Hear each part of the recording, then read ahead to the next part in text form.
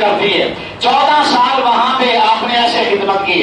ایک مرتبہ جا رہے تھے تو جب خواجہ شاہ سلیمان توسوی کی نظر پڑی نا کہ ان کے پاؤں میں تو جوتا ہی نہیں ہے پیر سے آگے, انہوں نے اپنا جوتا اتار کے نا فرمایا شمس الدین کے جوتا پہن لو.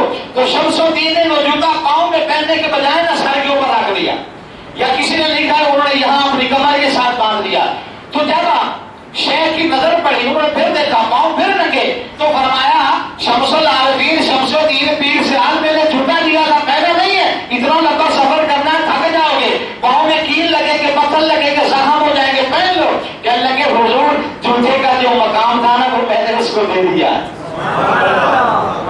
نہیں آپ کو اس بات تک پہنچے. فرمایا حضور جو جوتے کا مقام تھا میں نے دے دیا ہے. شیخ کا جوتا ہو مرید پاؤں میں پہنے یہ کیسے ہو سکتا ہے؟ وہ تو سر پر رکھنے کے لیے, میں نے وہ کیا پہنا ہے؟ جب اتنا ادب سی آپ نے دیکھا نا پھر گھوڑے سے نیچے اترے. فرمایا چل آئے شمس الدین, پھر آئے. فرمایا چل آ سینے کے ساتھ لگ, میں سینے کے ساتھ لگ. پھر پیر پٹھان نے پھر سینے کے ساتھ لگایا. پہلے شمس الدین تھا, پھر پیر سے آلت پار اسے بنا دیا. اتنا فیض جو ہے نا آپ نے ان کو عطا فرمایا, اتنی زیادہ خدمت کی ہے اپنے پیر کی, اپنے شیخ کی. پھر جو ہے وہ ان کو جا کر اتنا فیض ملا. اور جب آپ اپنے مقام پہ آئے نا, بس آخری بات کر کے, وقت ہمارا جلدی سے گزر جاتا ہے, دل نہیں کرتا. یہ ذکر ہی ایسا ہوتا ہے اللہ کے نیک بندوں کا کہ جس میں انسان کو اطمینان اور سکون ملتا ہے. آخری بات کر کے جب شیخ نے نا خواجہ شاہ سلیمان توسوی رحمۃ اللہ تعالی ہے, آپ نے جب خلافت دے دی, واپس بھیجا جاؤ سیال میں جا کر اب مرید کرو, غور کرنا.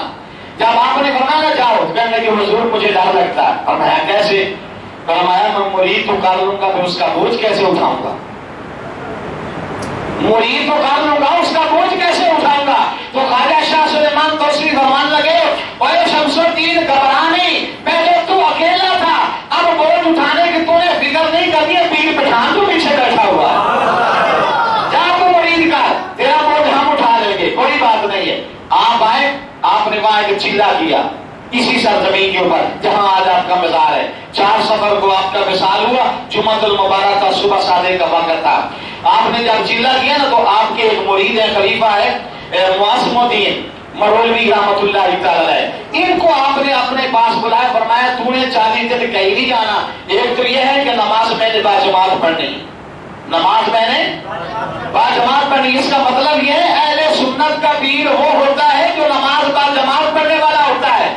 اہل سنت کے وہ پیر نہیں ہیں جنہوں نے اہل سنت کو بدنام کیا ہوا ہے, طرح طرح کے کڑے پہنے ہوئے, طرح طرح کے دھاگے بازو میں باندھے ہوئے, لمبے لمبے بال کا کے ایسے گلیوں بازاروں میں لمبے لمبے جوتے پہن کے لوگوں کو گمراہ کرتے کہتے ہم پیر ہیں فلاں یہ وہ ہے. اہل سنت کا پیر وہ ہوتا ہے جو نماز باجماعت پڑھنے والا ہوتا ہے.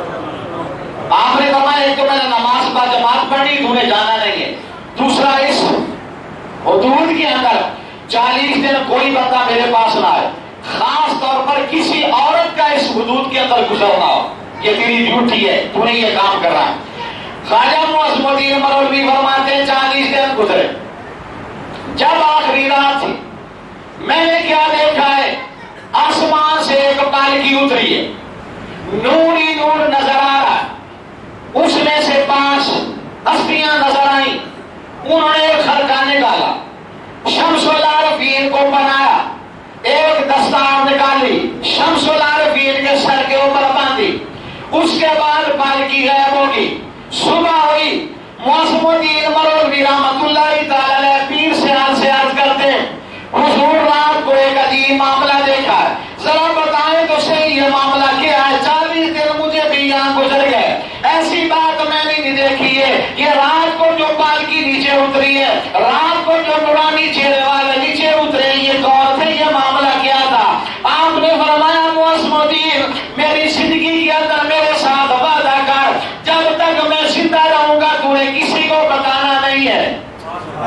جو پیر ہوتا نا وہ اپنی کرامات دنیا کو نہیں بتاتا, وہ لوگوں کو نہیں بتاتا میری کرامت جا کے بتاؤ میں نے یہ کر دیا میں نے وہ کر دیا.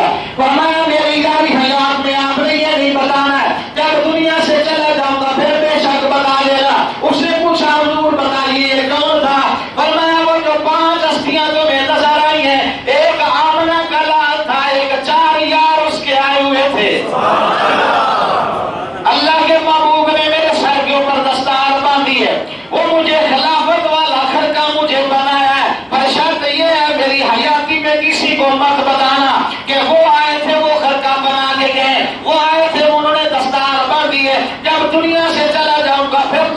بے شک بتا دینا یہ پیر سے اعلی بال ہے جس نے اللہ کی بارگاہ میں یہ مقام حاصل کیا ہے، رب کے محبوب کی بارگاہ میں یہ مقام حاصل کیا ہے، اپنے شہر کی خدمت کر کے یہ مقام حاصل کیا ہے۔ یہ چیزیں ایسے نہیں ملتی ہیں۔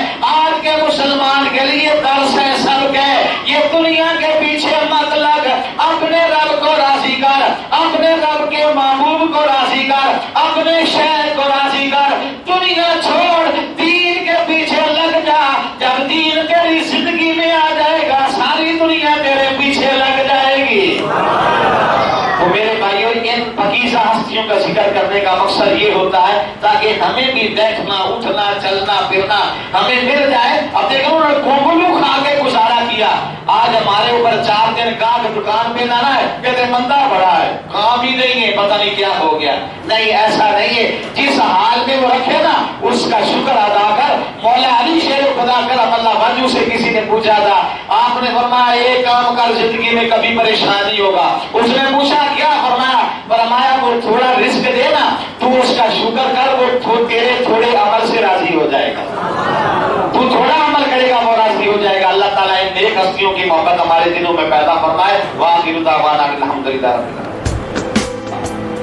کہیں فرمایا بس کرو